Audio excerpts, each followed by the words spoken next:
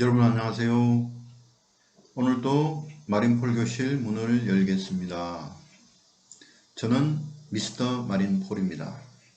오늘은 해양경찰 업무에 대해서 여러분과 함께 이야기 나누고자 합니다.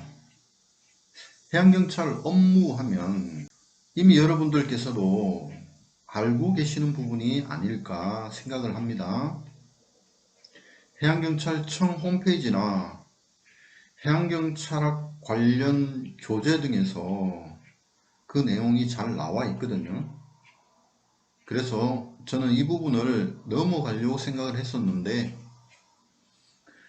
또 혹시나 파악이 잘 안 되는 분들도 계시지 않을까 이렇게 생각을 해서 이미 여러분들이 알고 계시는 그 바탕 위에다가 조금만 부가 설명을 하는 수준으로 말씀을 드리고자 합니다. 해양경찰이 어떤 업무를 수행하는지 그 내용을 지금부터 살펴보도록 하겠습니다. 해양경찰의 업무 그 첫 번째는 바로 해양경비 업무입니다. 해양경비 업무는 해양경찰을 존재하게 했고 해양경찰의 다른 업무와 연결시켜서 볼 때 아주 기초가 되는 그런 업무라고 말씀드릴 수 있습니다. 바다에서 경찰관들이 함정을 타고 우리 바다를 지키는 그 업무가 바로 경비 업무이거든요. 경비 함정에서 경비 활동을 하는 일은 어디까지 업무를 할 수 있다 하고 한정 짓기가 아주 어려운 분야입니다. 우리 바다를 지키는 일이면 다 거기에 포함될 수 있기 때문이죠. 자, 그렇다면 해양경비 활동의 대상이 되는 객체를 한번 살펴볼 필요가 있겠죠. 크게 두 가지로 나눌 수 있다고 봅니다. 대외적인 것과 대내적인 것으로 말이죠. 대외적이라는 것은 바로 우리 국민이 아닌 외부인이 될 것이고 대내적인 것은 우리 국민이 대상이 될 것이라고 봅니다. 첫 번째, 대외적인 것, 외부인, 즉 외국인이 대상이 되는 부분을 살펴보도록 하겠습니다. 자, 여기에 해당되는 외국인이나 외국 선박은 주로 우리나라 영역에 들어와서 불법 조업을 일삼는 외국 어선과 그 다음에 밀입국이나 밀수 등의 범법 행위를 한 사람, 또 다른 곳에서는 우리나라의 해양 영토를 침범하려는 세력 등이 대상이 될 수가 있습니다. 자, 이 사람들을 대상으로 경비 활동을 하는 것의 주요 내용은 바로 해양 주권을 지키는 것입니다. 해양경찰청 홈페이지에 들어가서 업무 소개란을 보니까 맨 앞에 나와 있는 것이 바로 해양 주권의 수호라는 말이었습니다. 바로 이것이 대외적인 해양 경비 업무의 대상이 되는 것이다, 이렇게 볼 수 있겠습니다. 두 번째는 대내적인 경비 활동이 되겠죠. 당연히 여기 대상은 바로 우리 국민이 대상이 됩니다. 바다에서 자연적 재해나 선박의 사고를 당해서 어려움이 처해 있는 사람들을 대상으로 도움을 주는 업무, 그리고 바다에서 자유로운 활동을 하려고 하는 사람들에게 안전한 바다 활동을 할 수 있게끔 보호해주는 역할, 때로는 불법 행위를 하려고 하는 사람들에게는 단속과 제재를 하는 활동도 여기에 포함이 됩니다. 그런데 이 해양경비 활동은 경비 활동으로 끝나는 부분도 있지만 경비 활동을 시작으로 해서 다른 기능의 업무까지 확대되는 경우도 많이 있죠. 대표적인 예가 바다에서 사고를 당한 사람들을 발견했다면 바로 수색 구조 활동으로 올라갈 것이고요. 또 범법 행위를 하려고 하는 사람들을 인지를 했다면 바로 수사 활동으로 이어질 것입니다. 그렇게 본다면 이 경비 활동은 정말 기본적이고 해양경찰 업무의 기초가 되는 부분이라고 할 수 있겠죠. 자, 다음은 수색구조 활동입니다. 수색구조 활동은 바다에서 조난을 당했거나 몸을 다쳤거나 또는 선박이 여러가지 사고를 당했거나 해서 어려움에 처해져 있는 사람들을 도와주는 그런 역할을 하는 것이죠.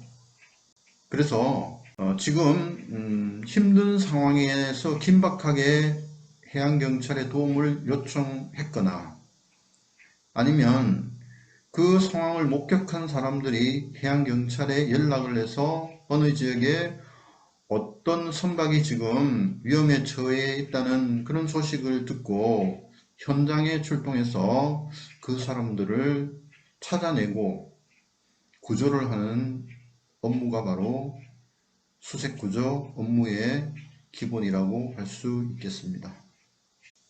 자, 이 수색구조 활동에는 많은 장비와 많은 인력이 투입이 됩니다.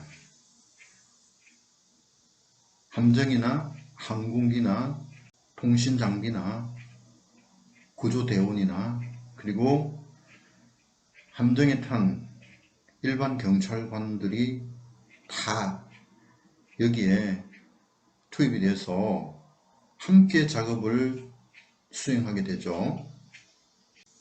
이 수색구조 업무는 위험에 처해진 사람들의 생명을 구조하고 국민의 재산을 보호해주는 아주 중요한 역할을 하는 것이라고 할 수 있겠습니다. 다음은 해양안전 업무입니다. 이 안전이란 말은 모든 영역에 다 쓸 수 있는 말입니다. 앞에서 살펴본 경비활동이나 수색구조 활동에도 안전이 다 연결이 되죠. 그런데 여기서는 해양안전 업무라고 할 때는 다소 그 영역이 좀 제한된다고 보시면 되겠습니다. 일반적인 안전이라고 하기보다는 그보다는 좀 영역이 좁혀진다 이렇게 보시면 나중에 이해하기가 더 쉬울 것이라는 말씀을 드립니다. 자, 해양안전 업무의 최일선이라고 할 수 있는 곳이 바로 바닷가에 위치한 파출소입니다. 파출소에서 행하는 업무들이 주 업무가 될 수 있다고 보시면 되겠습니다. 파출소에서 수행하는 업무는 선박 입출항 업무, 그 다음에 항포구 주위를 순찰하는 업무, 또 해수욕장이나 갯바위나 방파제 등에 놀러온 사람들 안전관리를 하고요. 그 다음에 수상레저기구를 이용하는 사람들의 안전관리도 수행을 하고 또 대민 서비스도 함께 수행을 합니다. 제가 앞에서 해양 안전 업무를 그 영역을 일반적인 안전 업무보다는 좀 한정적으로 생각을 해라고 하는 것은 현실적으로 해양 안전 업무를 담당하는 부서가 경찰서에는 해양 안전과라는 것이 있기 때문입니다. 그래서 그 해양 안전과에서 활동하는 범위가 어느 정도 정해져 있기 때문에 제가 그렇게 말씀드린 겁니다. 그러니까 이 일선의 파출소에서 일어나는 일을 관장하는 부서가 바로 해양안전과이거든요. 그 다음에 해양안전 업무와 관련된 것이 바다에서 다중이용 선박이라고 부를 수 있는, 다중이용 선박이라면 많은 사람들이 타고 다니는 선박, 이렇게 이해하시면 됩니다. 여객선이나 유도선이나 유선 및 도선이라고 그러죠. 그 다음에 낚시어선, 이런 선박들이 거기에 해당이 되는데, 이런 선박들에 대한 선박교통 안전관리 업무가 여기에 해당이 됩니다. 자, 그리고 항만을 출입하는 선박들에 대해서 안전을 관리하고 그 근처를 항행하는 선박들의 안전을 지키기 위해서 해상교통 관제 업무라는 것이 행해지고 있는데요. 그 업무도 역시 해양안전 업무의 일부라고 생각을 하시면 되겠습니다. 자, 그 밖의 업무로 정보 수사 업무, 그리고 해양오염 방제 업무가 있습니다. 먼저 정보 수사 업무를 살펴보겠습니다. 정보 수사 업무라고 하면 여러분들은 어느 정도 감이 오시죠? 어떻습니까?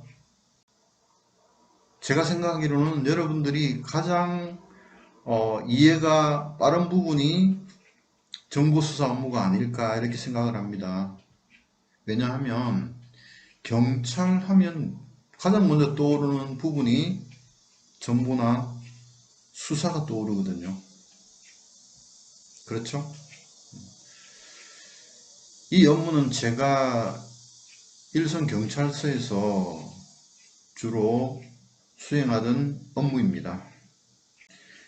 그런데 오늘은 이 부분은 생략을 하도록 하겠습니다. 다음번에 이 부분에 대해서 자세히 설명할 기회가 있을 것이라고 생각을 합니다. 자, 마지막으로 해양오염 방제 업무에 대해서 말씀드리겠습니다.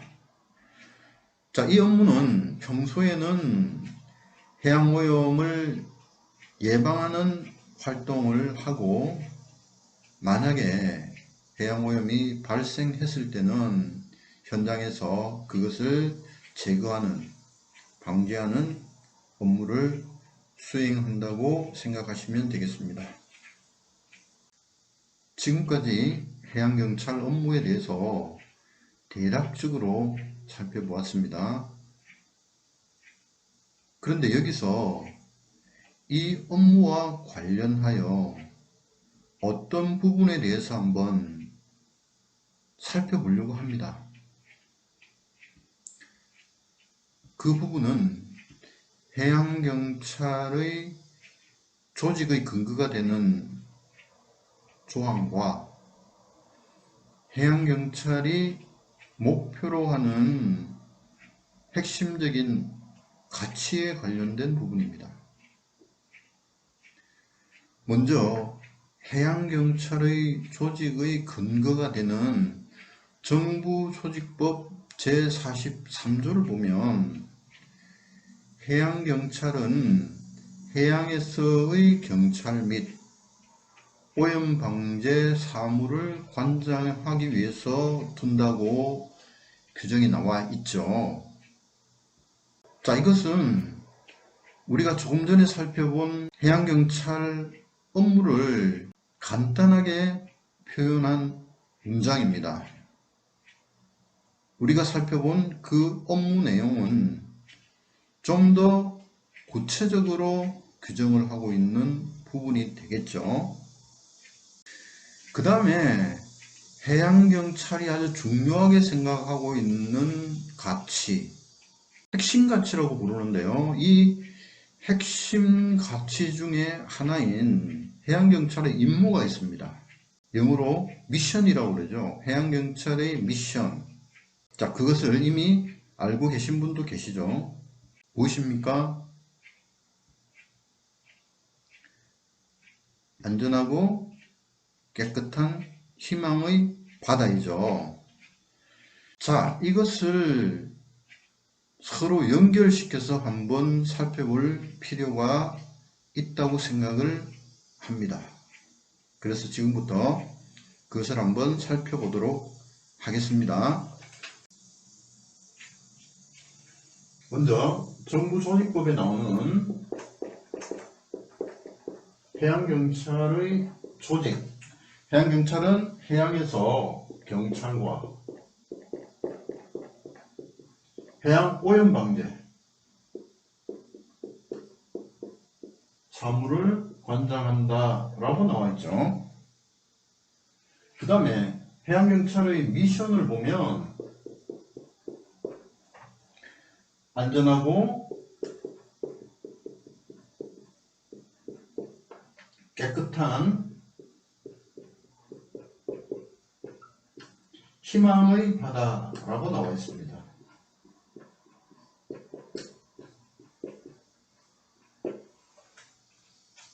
자, 그런데 이것은 어떠한 관련을 가지고 있는 것인가? 자, 이것이 궁금하죠? 자, 정부조직법에서 이 경찰은요, 우리가 조금 전까지 살펴보았던 여러 가지 업무를 하는 경찰입니다. 어떤 업무였죠? 해양 경비에서부터 시작해서 수색구조, 해양안전, 정보수사까지 경찰관이 업무를 수행하는 부분이었죠. 그 다음에 이 오염방제라는 것은 업무의 마지막 부분인 해양 오염 방제 업무와 연결이 되는 부분이죠. 자, 그런데 이 미션과는 어떤 관련이 있는가 하는 것을 또 살펴봐야 되겠죠. 그죠? 자, 미션은 안전하고 깨끗한 희망의 바다, 이렇게 한 문장으로 되어 있지만 이것을 세 부분으로 나눌 수 있습니다. 자, 먼저 안전하고, 그 다음에 깨끗한, 그리고 희망의 바다로 나눌 수 있는 것입니다. 자, 그런데 이것을 좀 더 쉽게 이해하기 위해서는 맨 뒤에 나와 있는 이 바다라는 단어를 자, 각 부분에다가 넣어 보시면 안전한 바다 이렇게 되겠죠. 안전한 바다. 그 다음에 여기에 넣어 보시면 깨끗한 바다 이렇게 될 것이고요. 그 다음에 희망의 바다. 자, 미션은 세 가지로 나누면 안전한 바다, 깨끗한 바다, 희망의 바다, 이렇게 세 부분으로 나눌 수가 있습니다. 자, 그러면 여기 정부조직법에 나와 있는 경찰, 이러한 업무를 수행하는 경찰은 바로 안전한 바다와 관련이 있겠죠. 경찰이 이러한 업무들을 잘 수행하면 결과적으로 안전한 바다가 만들어지겠죠. 그 다음에 여기 나와 있는 오염 방제 업무는 바로 미션에 나와 있는 깨끗한 바다와 연결이 될 겁니다. 안전한 바다를 만들고 깨끗한 바다를 만들게 되면 결과적으로 어떻게 됩니까? 우리의 바다는 희망의 바다가 될 수 있다, 이렇게 보는 거죠. 자, 이 희망의 바다는 안전하고 깨끗한 해양경찰 업무를 수행하는 그 목표를 달성함으로 인해서 이루어질 수 있는 것이죠. 결과적으로 이것은 누구에게 돌아가는 것일까요? 바로 모든 국민에게 돌아가는 것이다. 이렇게 보시면 되겠습니다.